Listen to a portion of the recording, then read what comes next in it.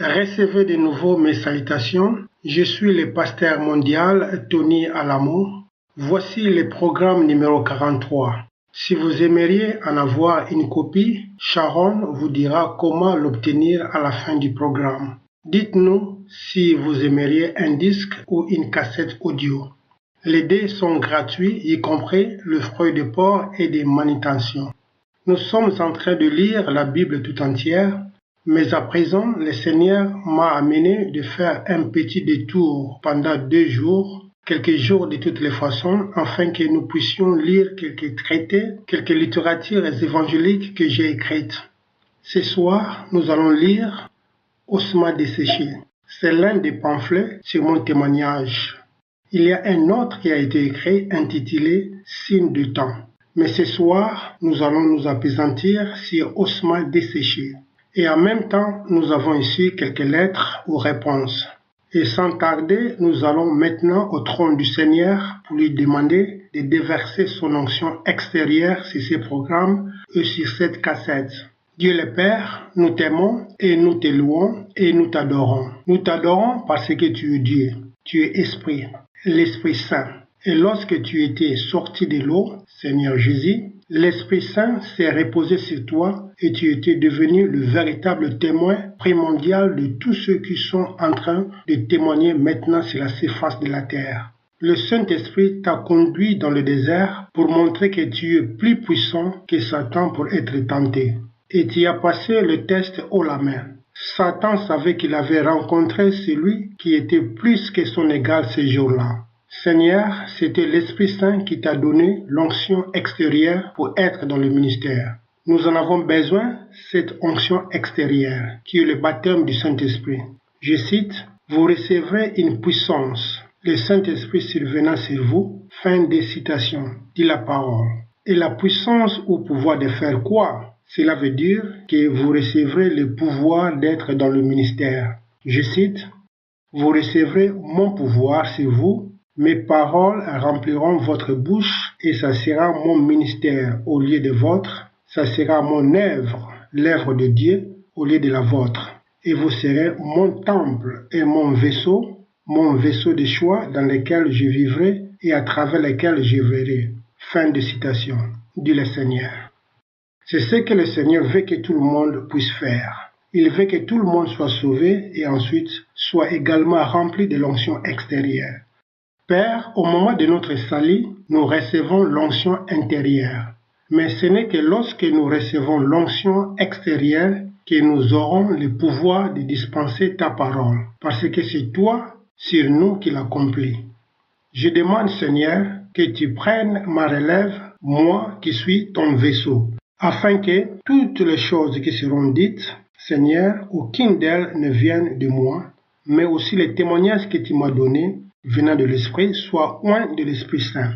Ouvre tout esprit, toute âme et toute pensée pour recevoir ces témoignages puissants. Ouvre la pensée spirituelle des gens pour les amener à croire au nom de Jésus, pour que leurs âmes soient sauvées et que l'Église soit édifiée, fortifiée et encouragée. Je prie ainsi au nom puissant de Jésus et que tout le monde dise Amen. Bien. Mais voici chanter Considérez-moi avec le groupe Stamps Quartet au studio The House of Cash de Johnny Cash, qui jadis se situait à Hendersonville, Tennessee.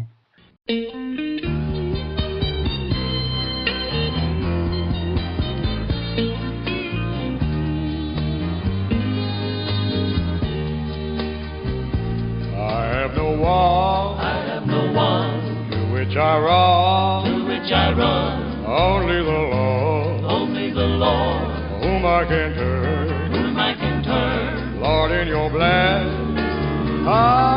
consideration, consider me, oh Lord, consider me, titled in high, the billows defy, Lord, hear my plea, don't pass me by, Lord, when you smile on creation, consider me, oh Lord, consider me.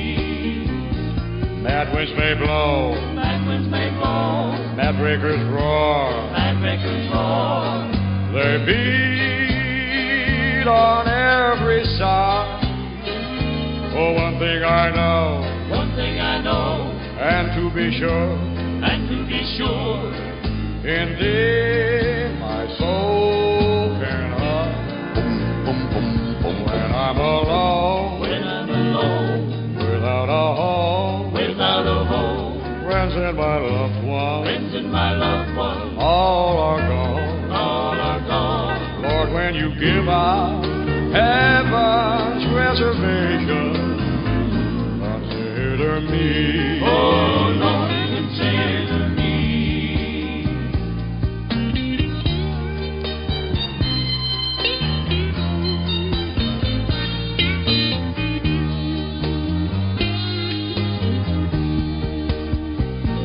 Lightning may flash, wild waves may dash, the tempest raging high, and from above, whispers of love, attend my feeble cry. The day will come, life will be done. Lord, in your presence, let me be one. Lord, when you give out heaven's reservation, consider me. Oh Lord, consider me.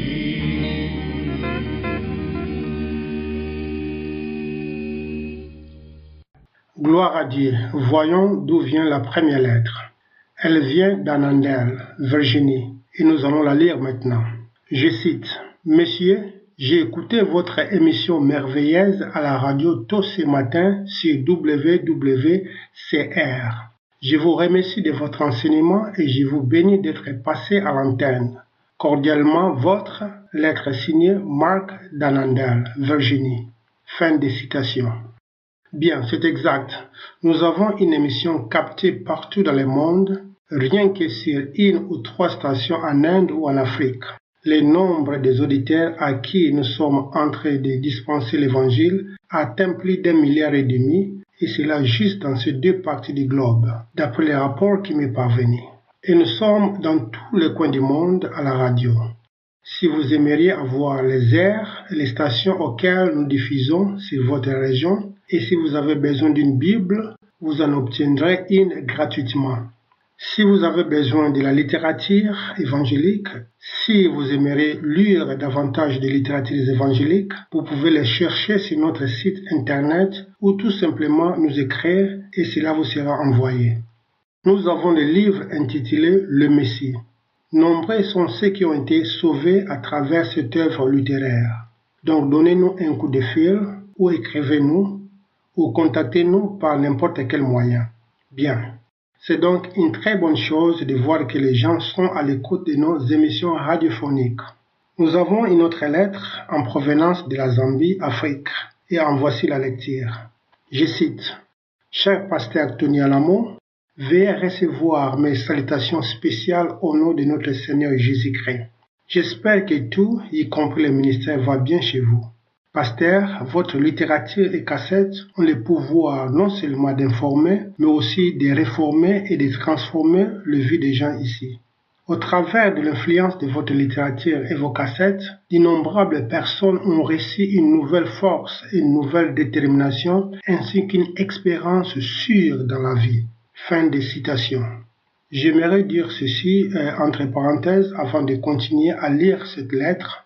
Ces messages proviennent du Seigneur. Cependant, le Seigneur m'utilise, comme une personne pour les écrire dès qu'il me les donne. Bien sûr, c'est pourquoi les gens sont fortifiés et trouvent l'immortalité à travers la littérature et obtiennent la connaissance du chemin étroit et resserré qui peut vous permettre d'entrer dans le royaume du ciel. Suite de la lecture. Je cite: En plus, ils nous ont amené la paix, l'assurance de la vie éternelle ainsi que des bénédictions. Le contenu est biblique, précieux, vrai, d'importance profonde et riche en sagesse et connaissance. Vos cassettes et littératures nous servent à la fois d'encouragement et des outils pour lire la Bible avec confiance et compréhension. Vous nous dirigez vers les thèmes suprêmes de la Bible, Jésus-Christ, et le salut que Dieu offre à travers lui. Que Dieu soit loué pour cela. Enfin, veuillez nous envoyer, s'il vous plaît, des cassettes d'enseignement, de Bible, de la littérature et des cassettes de musique chrétienne produites par votre équipe. Tout ce que vous déversez en nous, nous le déverserons aux autres. Sincèrement les vôtres en Christ, lettre signée Lou Pamba, originaire de Mansa, Zambie, Afrique. Fin des citations. Loué soit le Seigneur. On lui donnera tout ce qu'il veut. Bien. Il y a une autre lettre émanant de la ville d'Omaha, Nebraska. Je cite, « Pasteur Alamo, mes salutations dans le précieux et merveilleux nom de Jésus le Christ. J'exprime ma gratitude et mes remerciements de m'avoir envoyé vos messages évangéliques qui sont remplis de l'esprit, de vérité et de paroles de lumière. Le prophète doit rester fidèle et sincère au message. Quand Jésus s'est tenu debout dans la synagogue pour lire dans le livre d'Ésaïe, il y a eu quelque chose de puissant qui s'est ému dans son cœur. À partir des paroles du prophète est venue la révélation de son but et de sa mission, à savoir guérir le cœur brisé, libérer les captifs de leur esclavage du péché, sauver de l'ombre de la mort ceux qui périssent, proclamer l'avènement du royaume de Dieu. À lui seul appartient la gloire. Lettre signée Martin, originaire d'Omaha, Nebraska. Fin de citation. Loué soit le Seigneur. Voici mon témoignage intitulé Ossements desséchés. J'ai donné mon témoignage plusieurs fois à l'église et ça serait tout à fait merveilleux, vous savez, si les gens à qui le Seigneur s'est réellement manifesté donnaient leur témoignage afin que les gens puissent voir comment Dieu se manifeste. Tant de gens qui sont devenus pasteurs aujourd'hui ont pourtant simplement décidé dans leur cœur que c'était un type d'emploi prestigieux et font beaucoup d'argent, car c'est pour de l'argent qu'ils sont dans le ministère. Si le Seigneur vous a véritablement appelé dans le ministère, vous n'y serez pas du tout pour l'argent. Quant à nous, l'argent qui nous parvient est dépensé pour la littérature et ainsi de suite. C'est ainsi que je n'ai pas besoin d'entendre des témoignages de gens qui ont choisi de devenir pasteurs parce qu'ils veulent faire de l'argent, parce qu'ils veulent être respectés dans la communauté ou pour n'importe quelle raison. La dernière chose que je voulais faire était d'entrer dans le ministère, particulièrement devenir pasteur. Je serai la dernière personne en train d'enseigner la Bible ou prêcher. Ainsi donc, nous vous laissons l'entendre tel qu'il a été écrit. Le Seigneur m'a inspiré dans l'écriture de cette œuvre littéraire en question lorsque j'étais en prison à cause de l'Évangile. Ossements desséchés. Le prophète de l'Ancien Testament Ézéchiel reçut de Dieu une vision. Il vit une vallée d'ossements desséchés représentant la mort spirituelle d'Israël et du monde. Vous voyez, le monde est à présent comme une pile d'ossements desséchés, c'est-à-dire ils sont morts et ont besoin de l'Esprit de Dieu. L'Esprit de Dieu peut entrer dans cette pile d'ossements desséchés, tout comme cela s'est produit dans le livre d'Ézéchiel. Cela se fera de sorte qu'il puisse se lever en esprit et soit ressuscité d'entre les morts. Et comme Dieu vit en vous, il peut accomplir son œuvre en vous et à travers vous. La vision annonçait la première venue du Christ, sa prédication des évangiles et ce qui en résulta, la première résurrection d'entre les morts pour atteindre la vie éternelle pour tous ceux qui croient en la parole du Seigneur. Dieu dit à Ézéchiel, je cite, « Fils d'homme, ces os pourront-ils revivre? Ces morts spirituelles peuvent-ils vivre ?» Fin de citation. Ézéchiel répondit, je cite, « Seigneur éternel, c'est toi qui le sais. » Fin de citation. Dieu s'adressa de nouveau au prophète en disant, je cite, « Prophétise sur ces eaux, tu leur diras, ossements desséchés, écoutez la parole de l'Éternel. Ainsi parle le Seigneur l'Éternel à ces eaux. Voici que je vais faire venir en vous un esprit et vous vivrez. » Fin de citation. Israël savait qu'il était complètement mort en tant que nation. Il l'est encore désespérément divisé même aujourd'hui. Mais Dieu dit à Ézéchiel qu'il créerait une autre nation encore plus grande que le premier Israël qui ne cessait de pécher. C'est juste. Cette nation est appelée la Nouvelle Jérusalem. Elle est composée de ceux d'entre nous qui sommes reinés de l'Esprit. Nous sommes les véritables corps de Christ. Le second Israël consisterait en un peuple venant de chaque nation du monde, un reste de Juifs élus et une multitude de gentils greffés à la vraie vigne. Il serait la grande et sainte nation de ceux qui sont ressuscités de la vie mortelle du péché pour atteindre la vie éternelle. Il ne serait jamais divisé contre Dieu. Ceci fut la première résurrection à travers le pouvoir de résurrection du Christ. En 1964, avant ma première résurrection à travers le Christ, moi, Bernie Hoffman, également connu sous le nom de Tony Alamo, était connu comme pécheur et impie et était totalement dépourvu de quelque connaissance que ce fût de Dieu. Je n'avais aucune idée que Dieu existait. Les paroles de Dieu étaient pour moi des fables et des mythes et je n'arrivais pas à comprendre comment les gens pouvaient croire en Dieu ou à son Fils. Je ne pouvais croire ceux qui disaient avoir foi en Dieu parce qu'ils étaient des hypocrites. Ils péchaient autant ou davantage que moi. Je le sais car j'étais souvent en leur compagnie. Nous étions tous une bande d'ossements morts, desséchés. Je me fâchais quand on essayait de me convertir au christianisme parce que pour moi, la Bible n'était qu'une perte de temps. La vie que je menais ne me laissait aucun loisir pour des jeux ou des contes de fées. Dans l'industrie du marketing, j'étais considéré comme le numéro 1. J'étais responsable du succès de la carrière de nombreux chanteurs et acteurs célèbres à travers le monde, ainsi que du succès de la publicité de plusieurs produits domestiques très connus. Mon pur cauchemar était de me voir converti et distribuant des pamphlets sur Jésus au coin des rues, de vivre dans une mission près d'un quartier de clochards, à prêcher l'évangile et à organiser la distribution de repas pour nourrir les affamés. Dans le milieu des années 60, le monde ne m'apparaissait pas en très bon état. Je n'aimais pas les drogues ni les gens sales à la morale ordurière. Et je détestais l'effet du mouvement hippie sur Hollywood, les quartiers Sunset Strip et le monde. Quant à moi, je n'étais pas un saint. Le péché que les gens commettaient ne me dérangeait pas du moment qu'ils ne le commettaient pas devant des familles avec enfants. Pour moi, le monde était fini, mort, sec, odieux, sombre et lugubre. Rien n'avait plus de valeur. Je crois que les autres à travers le monde le savaient autant que moi et s'adonnaient aux drogues pour essayer d'échapper à cette réalité. Les églises étaient hypocrites. Tout le monde semblait le savoir également. Le monde entier était mort dans ses péchés et ses offenses. Le monde était une énorme vallée d'ossements desséchés, tout comme ce qu'avait vu Ézéchiel. J'ai rencontré Jésus dans un bureau de Beverly Hills d'une manière très surnaturelle. Personne ne peut s'imaginer à quel point je fus terrifié, mais également heureux quand Dieu me prouva que lui-même et son Fils existaient vraiment. C'est avec une vive émotion que je fis l'expérience de son puissant Esprit Saint et que j'entendis sa voix puissante envahir chaque partie de mon corps, comme si j'étais un filtre à travers lequel les paroles allaient et venaient.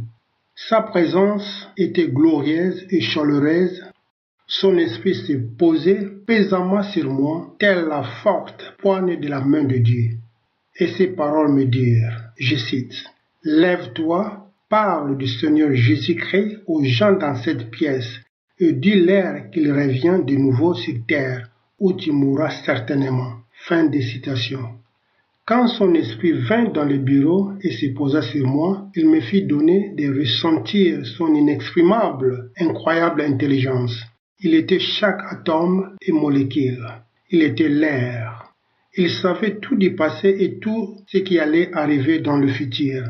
J'étais mal à l'aise car je savais qu'il savait tout ce que j'avais fait.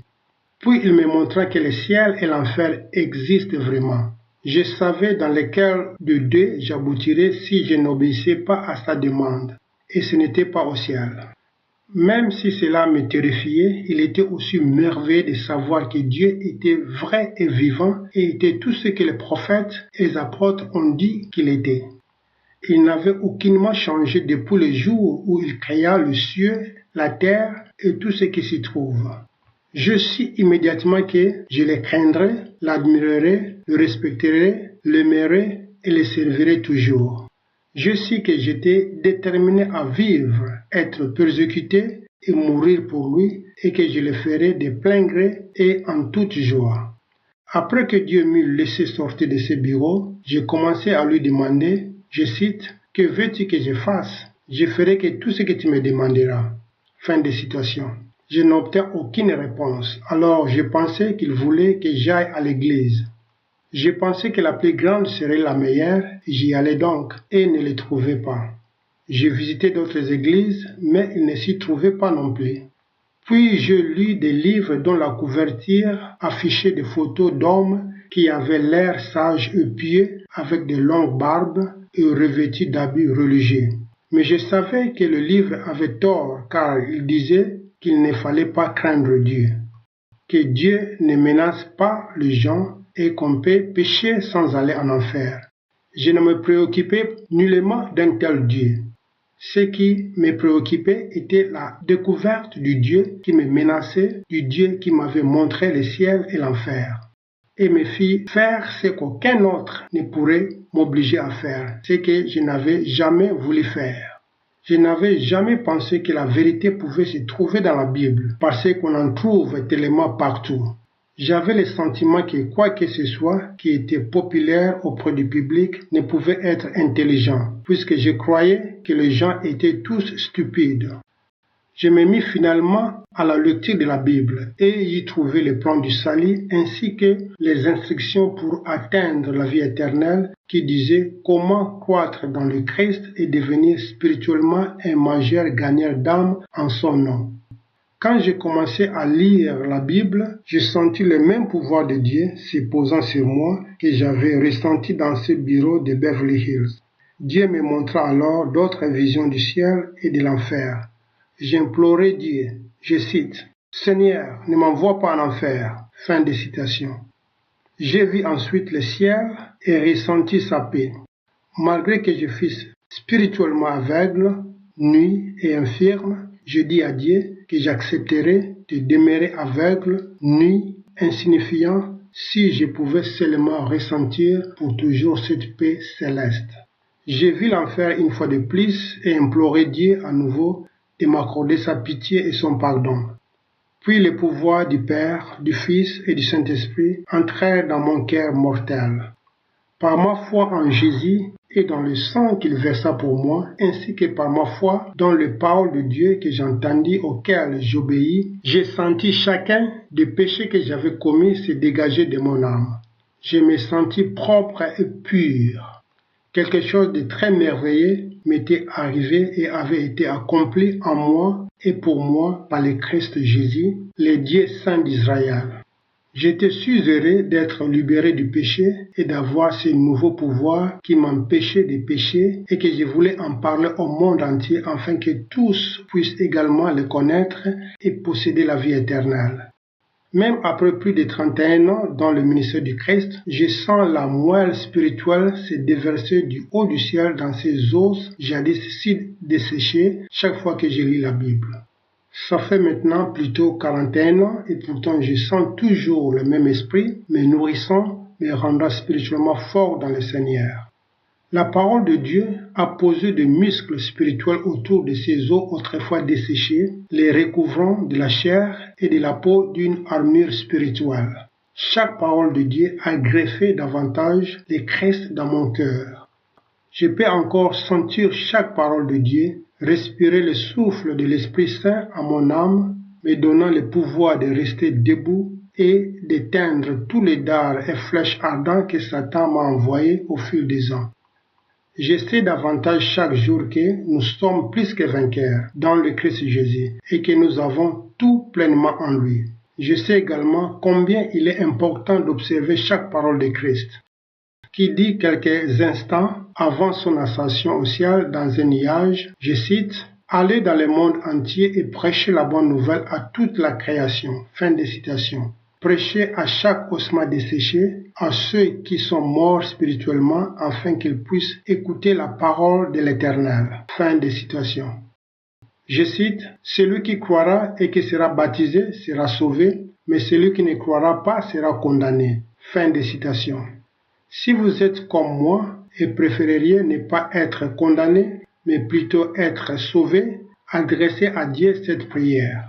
D'accord, voici la prière. Veuillez la réciter, qu'elle vienne de la profondeur de votre cœur et âme. Donc, ce que je veux dire par là, vous pouvez crier à Dieu une autre prière, vous savez, aussi longtemps que vous dites approximativement ces mêmes paroles.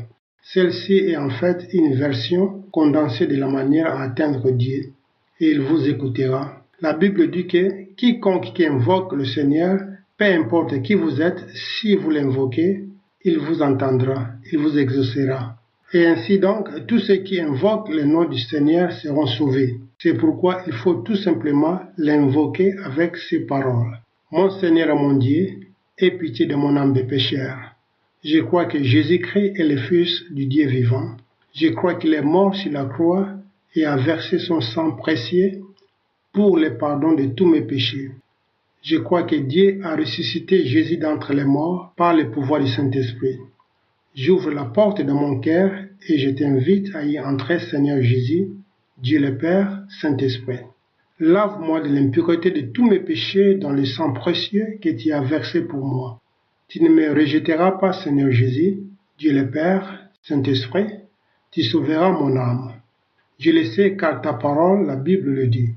Ta parole dit que tu ne rejetteras personne. Tous ceux qui invoquent le nom du Seigneur seront sauvés. C'est pourquoi je sais que tu m'as entendu, et je sais que tu m'as répondu, et je sais que je suis sauvé. Et je te remercie, Seigneur Jésus, d'avoir sauvé mon âme. Maintenant, veuillez tout simplement glorifier et louer le Seigneur.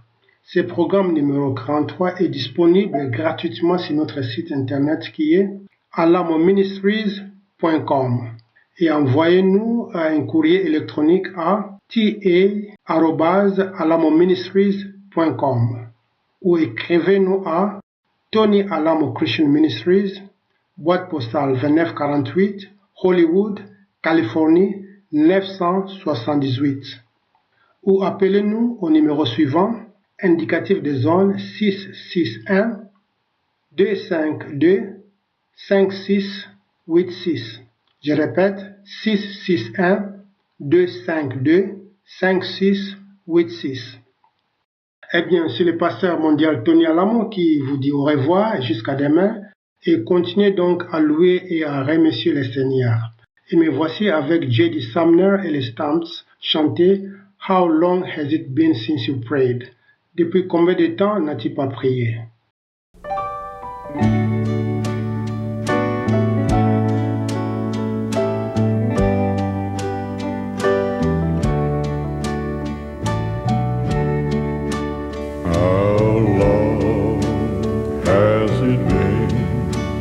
Since you talked with the Lord and told Him your heart's hidden secrets,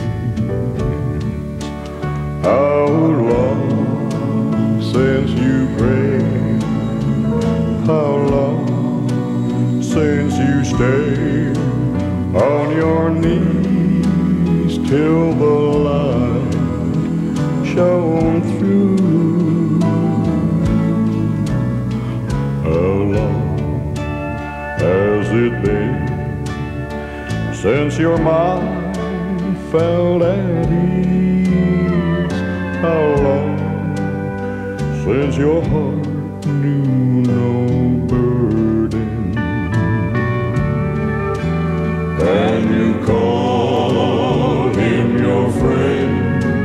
How long has it been since you knew that He cared for you? How long has it been